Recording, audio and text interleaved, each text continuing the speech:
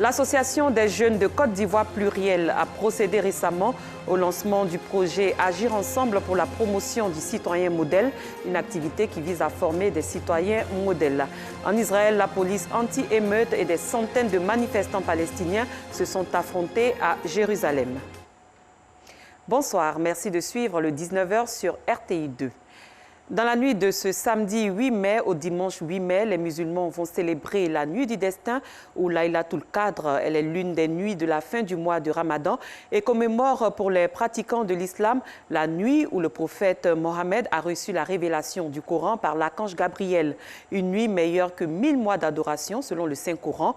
Au programme des prières et une lecture du Coran tout au long de la nuit. Agir ensemble pour la promotion du citoyen modèle, c'est ainsi que se dénomme le projet lancé récemment par l'Association des jeunes de Côte d'Ivoire plurielle. Cette activité vise à former des citoyens modèles qui incarnent les valeurs de la République. Le cadre choisi pour sa mise en marche est le lycée moderne de Songon. Antoine Bassa.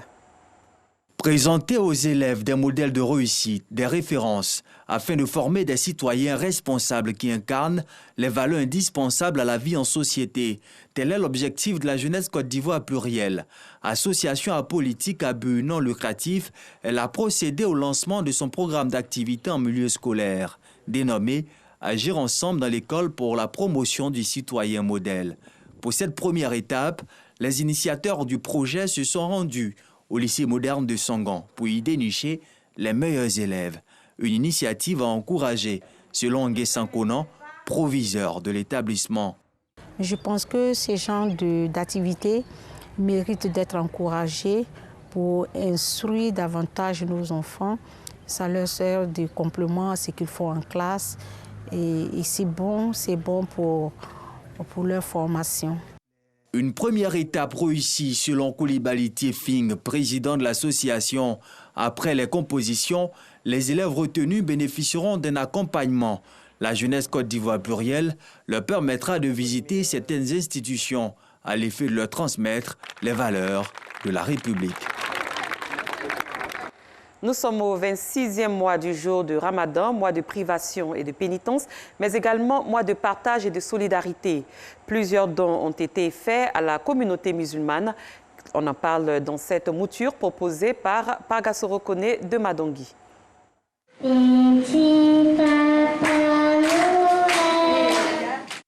Ces enfants malades de la leucémie et de la drépanocytose et leurs parents peuvent chanter, danser et rire.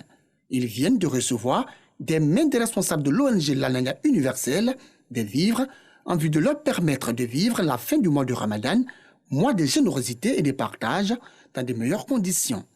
Ce don, qui s'inscrit dans le cadre de l'opération Solidarité Ramadan Karim, un véritable soulagement pour ces enfants et leurs parents. Très touchés par cette marque de générosité et de bonté de la part de l'ONG Lanaya Universelle, c'est avec beaucoup d'émotion et des larmes aux yeux qu'ils ont tenu à exprimer leur gratitude à cette organisation non gouvernementale. Vraiment, cette maladie, c'est pour encourager toutes les femmes qui sont ici, de les aimer. C'est pas une fatalité en soi. Et je me dis que... Opportunité toute trouvée par l'ONG Lanaya Universelle pour féliciter et encourager les parents de ces enfants malades de la leucémie et de la drépanocytose. Les responsables de l'ONG les invitent à ne pas baisser les bras et à continuer de donner de l'amour à leurs enfants. Chers parents d'enfants malades, vous devez être heureux. Vous devez être heureux. Parce que tout à l'heure, je regardais une maman en train de pleurer. Il ne faut pas pleurer. Le professeur Sangaré Amadou, paix à son âme, il était professeur agrégé en hématologie et il était drépanocytaire. Et il n'est pas décédé de drépanocytose. Il est décédé d'une autre maladie et il avait 75 ans. Nous avons pensé que nous pouvions aussi apporter en guise de solidarité notre soutien à ces familles afin que ces familles soient en joie. L'opération Solidarité Ramadan Karim de l'ONG Lanaya Universelle a bénéficié du soutien du directeur général de l'IPNET, représenté à cette cérémonie par l'un de ses plus proches collaborateurs. Les responsables de l'ONG L'Anaya Universelle assurent d'autres actions humanitaires et de portée sociale seront initiées dans des villes de l'intérieur du pays pour le bonheur des parents des enfants malades de la leucémie et de la drépanocytose. À Niamey, siège de l'ONG 2ATCI, assistance à tous en Côte d'Ivoire. À l'intérieur, ces veuves et femmes des couches défavorisées des quartiers et sous-quartiers de la commune soulagées par les responsables de l'ONG 2ATCI et ceux du groupe Les Étoiles d'Abraham. Elles ont reçu des sacs de riz dans le cadre de la 6e édition de l'opération Solidarité Ramadan. Il s'agissait pour ces organisations non gouvernementales de donner le sourire et d'apporter de la joie à ces veuves en cette fin de mois de Ramadan. On dit merci à Allah qui a permis qu'on soit des missionnaires pour aider les autres. Et vraiment, on demande à Allah de nous accorder beaucoup de grâce pour que l'année prochaine, au lieu de 150 personnes, on puisse aller à 200, 300, 400, pourquoi pas 1000. L'année dernière, on en avait soulagé plus de 600. Donc on avait mis la barre cette année à 500. On a pu soulager que 150 familles. Pour dire que jusqu'à présent, il y a des familles qui sont encore en attente, qui ont toujours besoin d'aide. Donc si éventuellement des personnes ont envie de soulager des familles, mais ne savent pas où s'orienter, eh bien, nous sommes là. Ces veuves et femmes des couches défavorisées des quartiers et sous-quartiers de la commune d'Agnemont ont salué le geste de l'ONG 2ATCI et du groupe Les Étoiles d'Abraham avant d'inviter d'autres structures à caractère humanitaire à leur emboîter le pas. L'ONG 2ATCI et le groupe Les Étoiles d'Abraham, leur mission, lutter contre la pauvreté et apporter assistance aux familles en détresse. Ils sont pour la plupart imams, veuves ou chefs de famille. Au nombre de 50, ces hommes et femmes sont heureux de recevoir des kits alimentaires. Des kits qui leur permettront de combler leurs besoins alimentaires en ce mois du jeûne de Ramadan.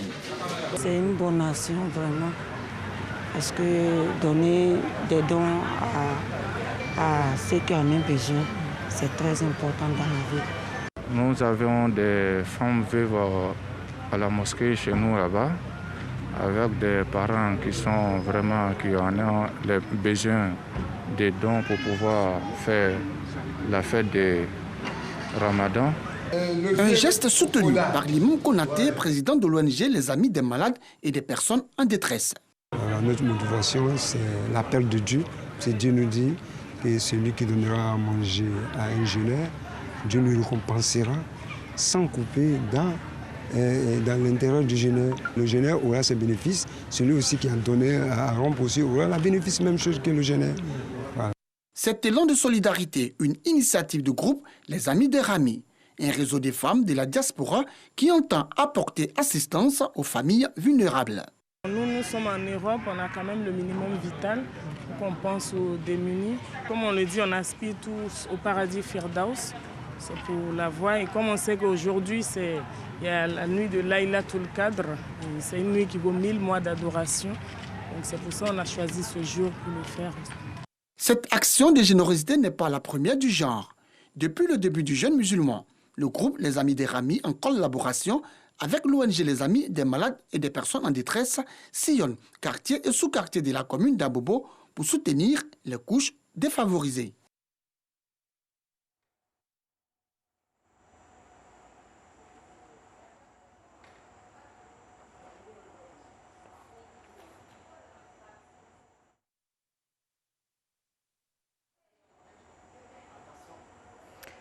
À l'étranger, des affrontements entre la police anti-émeute israélienne et des centaines de Palestiniens dans l'enceinte de la mosquée Al-Aqsa à Jérusalem marquent le point culminant d'une semaine de violence dans la ville sainte de Jérusalem et en Cisjordanie occupée. Georgette Ido. Jérusalem.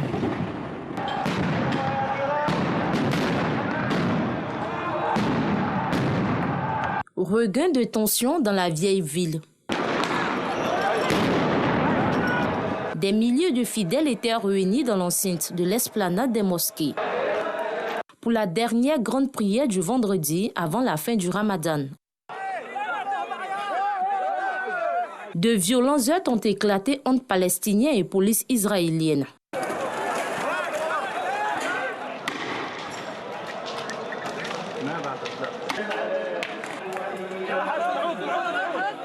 Plus de 200 Palestiniens et 17 policiers israéliens ont été blessés. L'Union européenne a appelé Israël à agir de toute urgence pour une désescalade. Loin d'Israël, au moins 25 personnes ont été tuées jeudi dans une favela de Rio de Janeiro pendant une opération antidrogue, la plus meurtrière de toute l'histoire de la métropole brésilienne, selon la police. Des centaines de manifestants ont défilé dans la favela de Jacarezinho, dans le nord de Rio, où a été menée l'opération policière en scandant « Arrêtez de nous tuer ». La police visait des trafiquants de drogue accusés de recruter des enfants et adolescents à Jacarezinho, considéré comme une base de commandant Vermelho, le commando rouge, le plus important gang de trafic de drogue de Rio de Janeiro. Le Haut-Commissariat des Nations Unies aux droits de l'homme s'est dit profondément préoccupé vendredi à Genève et a demandé à la justice brésilienne de mener une enquête indépendante et impartiale. Notons que durant la pandémie de coronavirus qui sévit toujours à Rio, les raids de la police ont été suspendus par la Cour suprême. Et pour rappel, dans la nuit de ce samedi 8 mai au dimanche 9 mai, les musulmans vont célébrer la nuit du destin ou Laylatul Qadr. Elle est l'une des nuits de la fin du mois du Ramadan et commémore pour les pratiquants de l'islam la nuit où le prophète Mohammed a reçu la révélation du Coran par l'archange Gabriel. Une nuit meilleure que 1000 mois d'adoration selon le Saint-Coran. Au programme, des prières et une lecture du Coran tout au long de la nuit. Cette édition est terminée. Merci de l'avoir suivi. Très bonne soirée et excellente nuit du destin à tous les musulmans d'ici et d'ailleurs.